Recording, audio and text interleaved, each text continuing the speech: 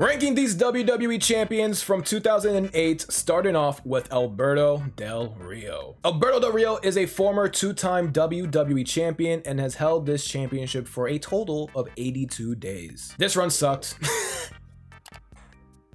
You know, there's nothing really memorable about Alberto Del Rio being champion other than the fact that it led to John Cena winning back the title like a month or two later, and then ultimately having CM Punk win it at Survivor Series, which led to the 434-day reign as champion, which was a great run, y'all.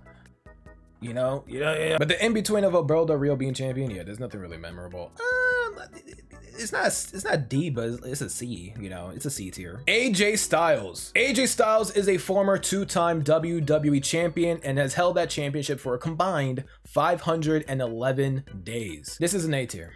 A tier WWE champion. I remember when in 2016, which was a great year for AJ, by the way, a great year, a debut year too, right? Because he debuted at the Royal Rumble and they fucked up the camera angle already, which is crazy. You know, Kevin Dunn, thank you so much. And then went to WrestleMania, fought Chris Jericho, had the feud with John Cena, which was a dream match for a lot of SmackDown versus Raw fans. Remember, y'all remember TNA versus WWE videos on YouTube? Y'all remember that? One of them was always AJ versus John Cena, and it came to life, and it did not disappoint. When he got drafted to SmackDown in 2016, he fought Dean for the championship, I think at No Mercy, which led to the great run that he had, which led to John Cena winning his, I think, 16th WWE Championship, which was a great match, by the way. Go check it out if you haven't already. That was a great match at the Royal Rumble. And I think he won the championship back a year or two later from Jinder Mahal, which led to him fighting Brock Lesnar Survivor Series, which led to another long run as champion. He had the Samoa Joe run, which a lot of people remember it for being the Wendy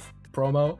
And I don't think there's really much during that reign as well. I mean, he fought Daniel Bryan, and Daniel Bryan became heel to become champion, and then Daniel Bryan fought Brock Lesnar to But all my memories at least came from the first run, and the first run was fantastic. So I easily... Oh wait, he fought Shinsuke, in which I thought Shinsuke Nakamura was going to win the championship at WrestleMania, and they never did that. And they doubled down, they made him heel, and they made this guy the guy that loved to like attack this dude's nutsack every single opportunity. Like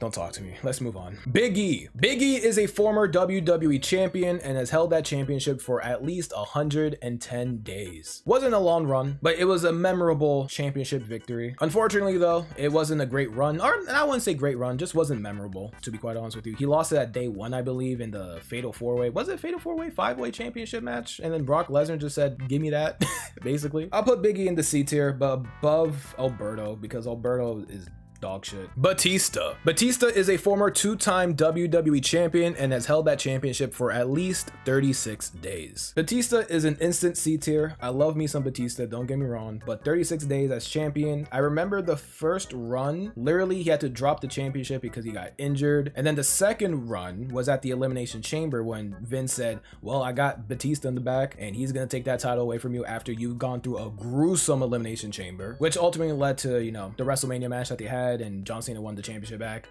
and he's never touched that championship ever again. But at least the 1 month that he had that championship, I enjoyed it as a child. I thought it was a great title defense. I thought it was a great run for John Cena at the WrestleMania pay-per-view that they had. But ultimately, he didn't have a long run, so you can't really fault him about that. You know what I mean? It was a means to an end. Bobby Lashley. Bobby Lashley is a former two-time WWE champion and has held that championship for at least 215 days. I would say B tier because I enjoyed the matches, and he was definitely running that pandemic era, right? He was champion during the pandemic era. No, yeah, he did because he fought Drew, and then he beat Drew at WrestleMania, the one where there was barely any fans, and he still was champion going forward. So yeah, I mean, the matches were good, but there really wasn't too much to like write home about, I guess. Bray Wyatt. Bray Wyatt is a former one-time WWE champion and has held that championship for at least 48 days. Another C tier contender, unfortunately right next to Alberto, but not below him because I don't think there's anyone that's gonna be below Alberto. Edge. Edge is a former 4-time WWE champion and has held that championship for 135 days. Now in terms from 2008, I don't know. I think it would be a C tier above Batista because at least when he was champion, I could get behind it, you know?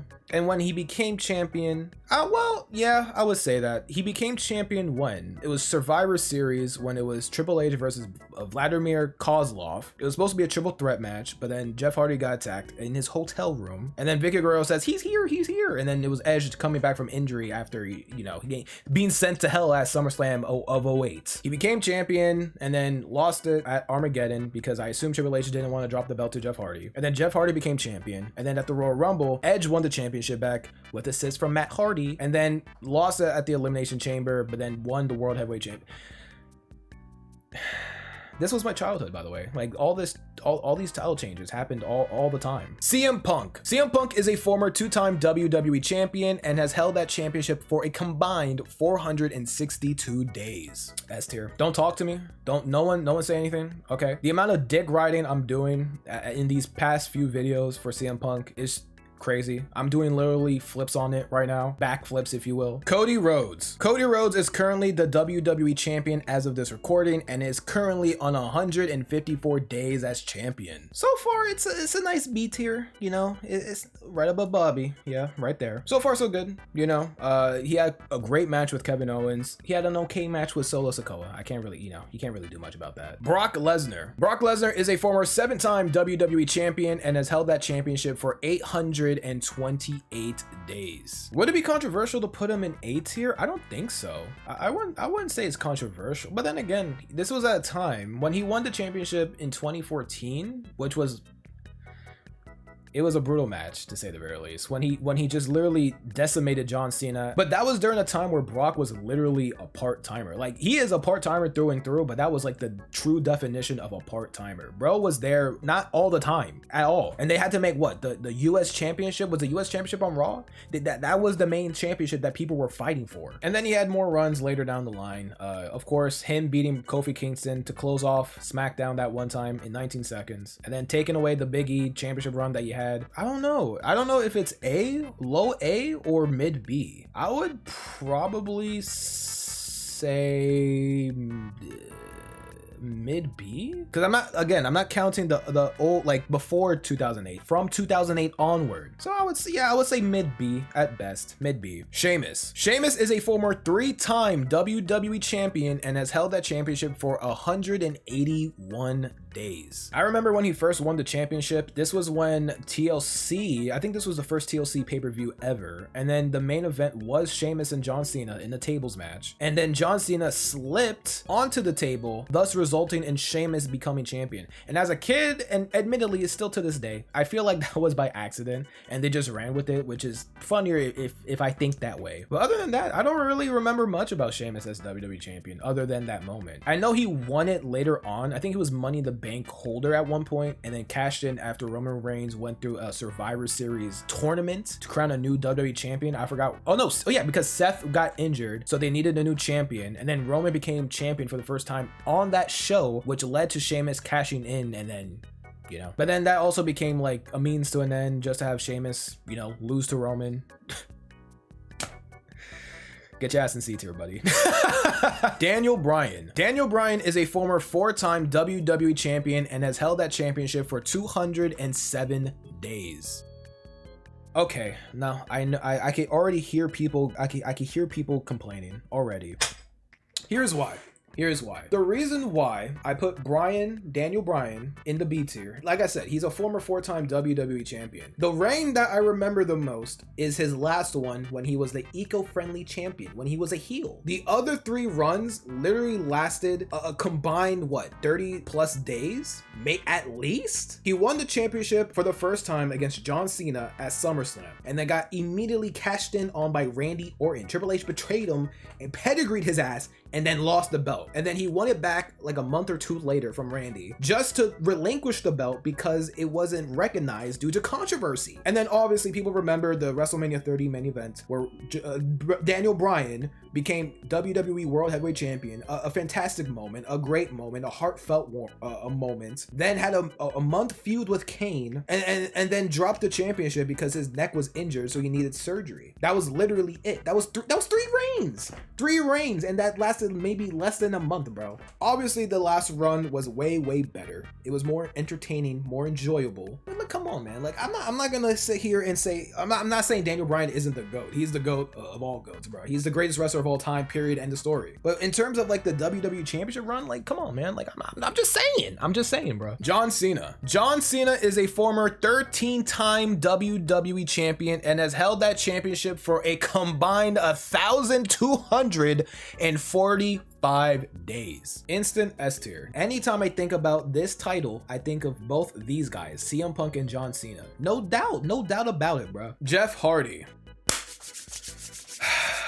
Jeff Hardy, I love you, my brother, but you are a C tier. You have to keep in mind too, by the way, this was during a time period in SmackDown where literally the main event scene was Jeff, Triple H, Vladimir Kozlov, and later on Edge. The Undertaker was busy with the Big Show for some fucking reason. I don't know why the Undertaker was busy with the Big Show. I don't know.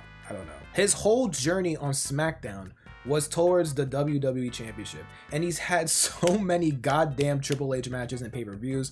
I will never forget Triple H winning by a fucking small package on a pay-per-view.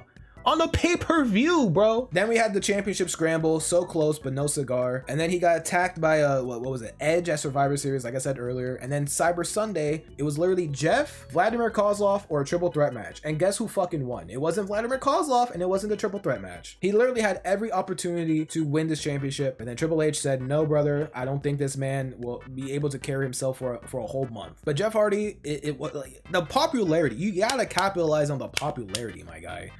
That's the whole point of this Jeff Hardy run in 2000. That's why so many people love Jeff Hardy, because he's so popular. People want to see him champion, bro. And at least we got it, you know what I mean? At least we got it at Armageddon, you know? The Miz. The Miz has held this championship 2 times, believe it or not, and has held this championship for 167 days. This might be controversial, y'all, but I'm gonna put the Miz in the B tier. Not only will I put the Miz in the B tier, but I think I might put him above Bobby. I'm not gonna lie. I'm not that big on the Miz, just to be clear. But I remember the first run. The first run lasted a lot longer than I would have anticipated. But he carried himself. No bullshit. And shout out to him, bro, because he went on to do WrestleMania against John Cena. He was literally like the third fiddle. What was it called? Second fiddle, third fiddle? Because it was already John Cena and The Rock being teased, and the Miz was just there. And people thought John Cena was gonna win the championship, and he didn't.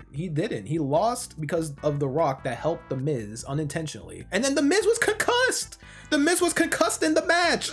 Jinder Mahal. Jinder Mahal is a former WWE champion that has held this championship for 169 days. The moment was shocking, but unbelievably thrilling, because I love the fact that people were upset that Jinder Mahal became champion. In that one reign that he had, it was not as good. The Don't Hinder Jinder movement unfortunately got hindered by Jinder. The Shinsuke Nakamura feud was not that great. I think it was a little bit racist too. Jinder Mahal should have lost to Shinsuke after how many attempts? Was it 3? 3 pay-per-view attempts and no championship run for Shinsuke, and then would continue to contend for the title to no victory, no title. So no title? Like, come on. He looked good, he dressed well, but when the bell rang, I have love and respect for my boy, but you know, it wasn't a great run. Randy Orton. Randy Orton is a former 10-time WWE champion and is currently at 674 days. I put Randy in the A tier. I'll put him below AJ, and here's why. Like I said, from 2008. So he literally started as champion when I started to watch wrestling. He won the championship back in, he didn't even win, he was gifted the championship and then won it the same night because Triple H beat him literally to kick off No Mercy. He had it for a very long time. I think that run after he beat Triple H to close off No Mercy was his longest run as champion for like what, 200 plus days? Because he went into the Royal Rumble, he went into the Elimination Chamber, he went into WrestleMania, and then he lost it at Backlash. So yeah, that's his longest run thus far as WWE champion, I believe. Correct me if I'm wrong. Then he got injured at One Night Stand, unfortunately, was out for the rest of the year.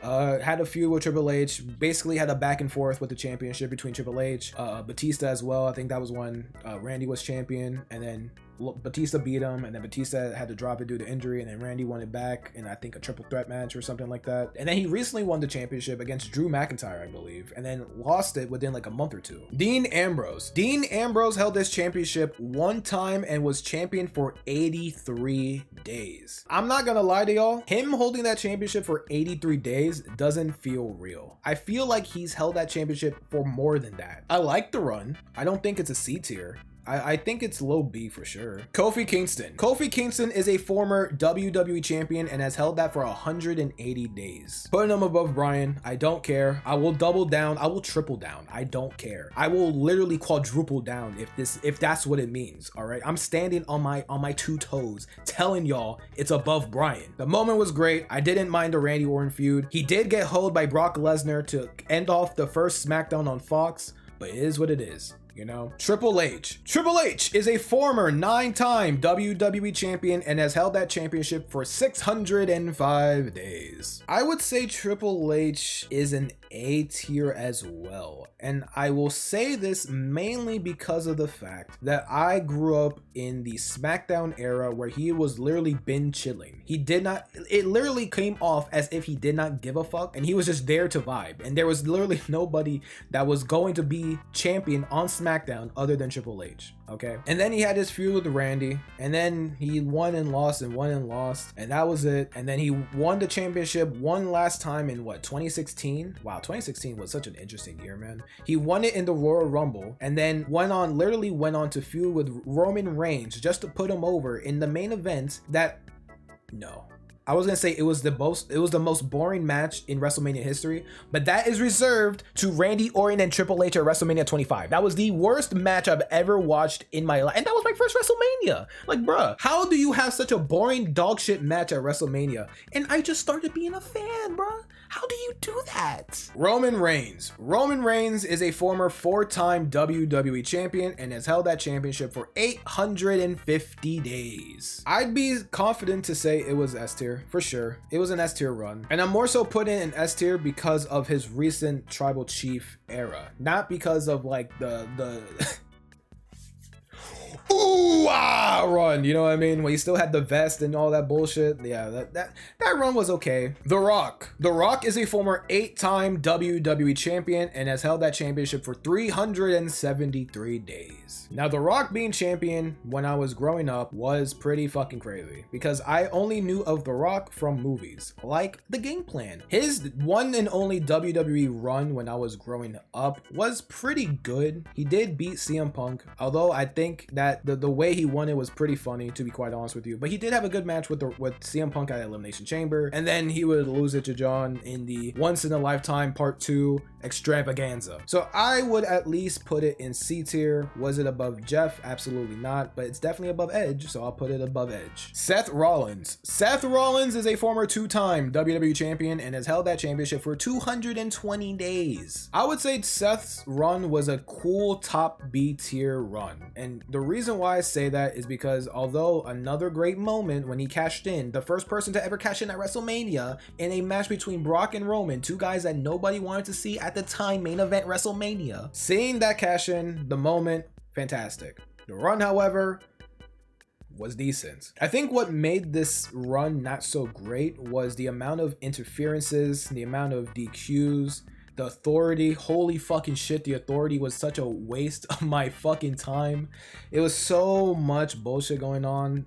I think that's what brings the reign down to a B. It could have been an A tier, you know, if it wasn't so many shenanigans during this run. It could have been an A tier, and he's a great wrestler too. This was pre-leg being fucked up doing a table spot, which that was nasty, bro. That was nasty, and unfortunately that ended the run. That literally ended the run, which led to the Survivor Series tournament, which led to Roman being champion for the first time, and then Sheamus winning the championship, and then Roman being champion for a second time, and etc, etc, etc. Drew McIntyre. Drew McIntyre is a former 2-time WWE champion and has held that championship for 298 days. For what it was worth, it was a very good run. It was a very good run that I will give him this. Him carrying that championship during the pandemic run as well, I applaud him, because doing that in front of 0 fans, I know that shit hurt his fucking feelings. I know that shit hurt his fucking feelings. I at least enjoyed the pandemic run. I like Drew McIntyre. I think he's a great wrestler. And last but not least, we got Rey Mysterio. Rey Mysterio is a former one-time WWE champion and has held that championship for less than a day. The bruh tier, how about that? You go to the bruh tier, Rey, because that was so crazy. Still to this day is a fucking funny moment, but holy shit. That to me, if I was Rey Mysterio, I would have packed my bags and just said, I'm going to TNA. And here's my list. You know, this is where I will sign off. If you have a problem with it, comment about it and cry about it in the comments, because I love the engagement. But I also like to hear what people think about the WWE champions from 2008 and onwards.